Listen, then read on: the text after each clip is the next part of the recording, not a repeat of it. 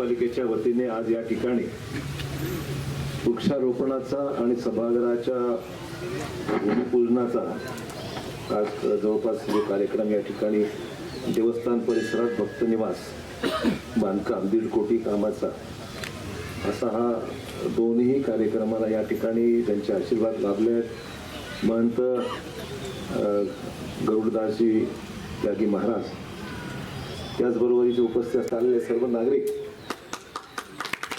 बंधू भगिनी आणि सहकारी मित्रांनो, आज या ठिकाणी हनुमानजींच्या आशीर्वादाने शनी महाराजांच्या आशीर्वादाने एक चांगल्या विकासात्मक कामाची आज शुभारंभ महानगरपालिकेच्या पुढाकाराने इथल्या वॉर्डातल्या सर्व मेंबर्सच्या पुढाकाराने आज या ठिकाणी संपन्न होत आहे. खरंच एवढा हा निसर्गरम्य परिसर आहे. नांदेड शहरामध्ये क्वचितच एवढी जागा कुठल्या मंदिराच्या परिसरामध्ये उपलब्ध आहे. एक आनंदाची बाब आहे.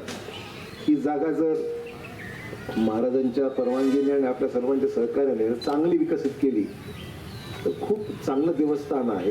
दर शनिवारी लोक हनुमानजींच्या दर्शनासाठी आणि शनी मंदिराच्या आशीर्वादासाठी दर शनिवारी या ठिकाणी दर्शनाला येतात.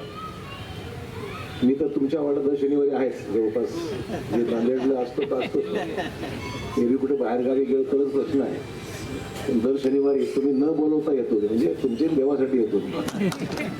त्यामुळे वार्डामध्ये येण्याचा योग येतो, लोक भेटतात, परिसर पाहायचा योग येतो आणि त्यामुळे एवढा सुंदर परिसर हा आहे. थोडासा चांगला डेव्हलपमेंट जर विचारपूर्वक डेव्हलपमेंट जर केलं तर या भागाला आगामी काळात खूप चांगलं स्वरूप नैसर्गिक मेंटेन करून करा.